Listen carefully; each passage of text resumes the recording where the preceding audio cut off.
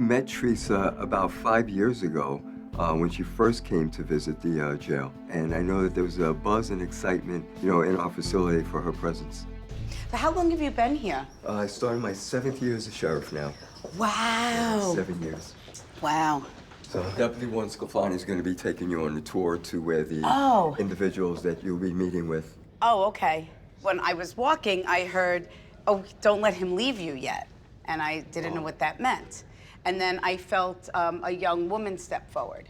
So young for me is anyone that loses someone before their time. It's my first wife. Okay. So she steps forward. Okay. And she said to me, I couldn't let this opportunity go by without saying anything to him. So she's making me feel like that you've been wanting this opportunity of hearing from her. That's true. Oh, she says, you gotta see what a dad he is.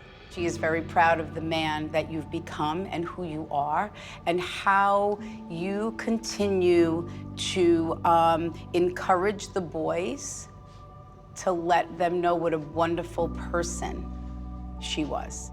So do you talk about her? Yesterday, with my oldest son. You're 100% right. No such thing as a coincidence. That's true. So know that her soul was present at that exact moment.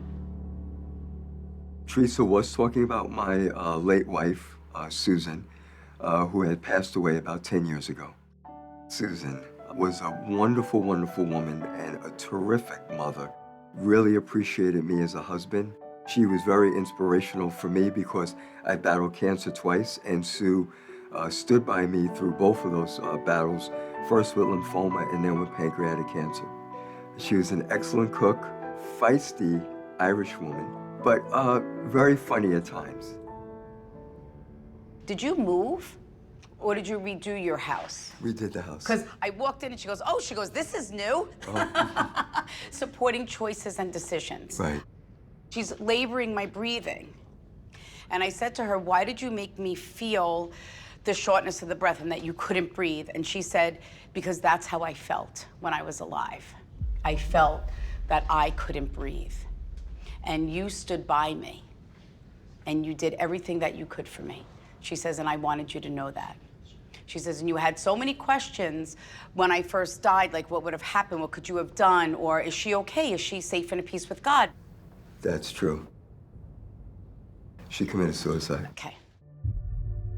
I have often grappled with the thoughts of what I could have done differently, but I've realized that there was really nothing I could have done. Susan was very depressed, and she also suffered from systemic lupus. She, most recently, close to her passing, was diagnosed with fibromyalgia and the beginning of emphysema. And sadly, 10 years ago, she took her own life. She said, I want to thank you for giving me the best years of my life and allowing me to leave the physical world knowing what unconditional love truly is. Oh, thank you. You still have pictures of her up in the house? Yes. She's thanking your new wife for all of her support, even with with her passing and just even keeping her memory alive in such a positive and beautiful way. She wants to thank her. That's what she does. What a way to validate that her soul is safe and at peace, still living life through your eyes, and more importantly, thanking you for keeping her memory alive in such a beautiful way. I can't thank you enough for that. I pray every day that her soul is safe in heaven. And I think today has taught me that I'm not alone, even though Sue's physically not here. It's given me a lot of comfort. And when I tell many friends and family members about the reading today, they won't be surprised. Oh, and I remember you. How are you? This is the first time that I'm touring the facility where I will be actually interacting as they are going about their normal duties each day. So I'm actually going to be taking you into the Sheriff's Addiction Treatment Program. Social workers, licensed drug counselors, and then, of course, re-entry style programming like parenting, memoir writing, leadership classes. So we'll have given them all the tools they should need to assimilate back in and have a healthy... And that's the tough part. Yes, it is. Because we're passing it, I'm going to scoot you into laundry right now. We can just pop in there. Oh, okay.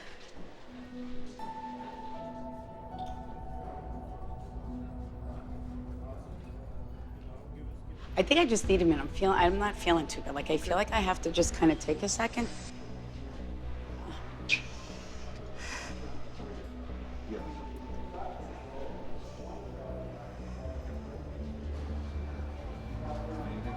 You got your smile back on? Yeah, no, I just started to feel like feel like a lot of stuff, and I didn't know what I was feeling, and I just wanted to make sure I protected myself. Good? Yeah. All right, let's rock and roll. Okay. So this is where we do laundry for the facility. Oh, okay. We do laundry 7 days a week. And our inmates, and you can see they're busy working. You know. Yeah. How are you? Good, how are you? I'm Theresa. Nice to meet you. Very nice to meet you, Mike. Nice to meet you. As I started to enter, I needed to take a minute because I started to feel a lot of things. And I'm going to ask you, and I usually typically don't ask people, but are you comfortable with if I channel some of your departed loved ones for you in this moment? I'm okay with it. Oh, okay. I'm going to first start out with, who's the young male that departed connected to you? I had a brother that passed away. So know that your brother is the soul that I felt out front as I started to enter. And he said, I don't have to talk about anything, right, Theresa? And I said, you don't have to talk about anything you don't want to. And now I understand why I asked you if I could enter your space and respectfully channel your loved ones for you. My brother Robert was he was my hero. We grew up together. We played football together. He was just that charismatic, outgoing, loving human being that everybody wants to be. Your brother's a ham. Yes, he is. He goes, I really want to mess with my brother. I go, what do you mean you want to mess with him? He goes, he's got a problem with his teeth. Do you have a problem with your tooth? I just broke my tooth the other day. All right, that's crazy, right? So know that your brother is right by your side. Now, did your brother pass suddenly and unexpected? Yes. Because when I went to go deeper to find out from him, he said to me, you feel that you should have been able to prevent his departure in some way. Yeah. And he says, I need to release you of this burden that you carry. I am so sorry that it was the time where you asked me for help. If I didn't make the phone call to have him come pick me up, would never would have happened. My brother Robert passed. It was a fatal car accident, June 22nd, 2009 at 5:13 a.m. I did ask my brother to pick me up to take me to work. When he didn't show up, I had my father drop me off at my boss's house so we could carpool in. I'm heading down one direction of the expressway and I see an accident and it just happened, literally just happened. And I just felt it. I knew it was my brother. It was a very, very gruesome accident, and I asked my brother to pick me up to take me to work.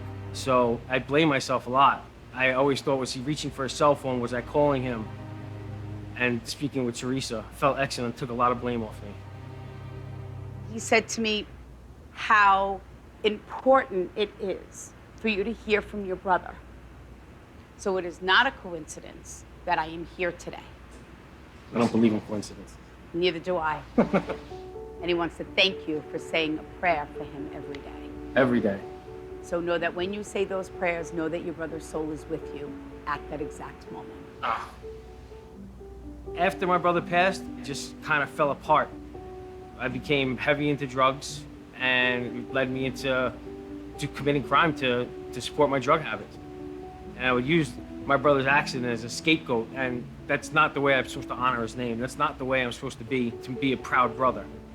He definitely has the hand in the positive thing that's happening to me. This message from Theresa is stepping stone to go forward in life.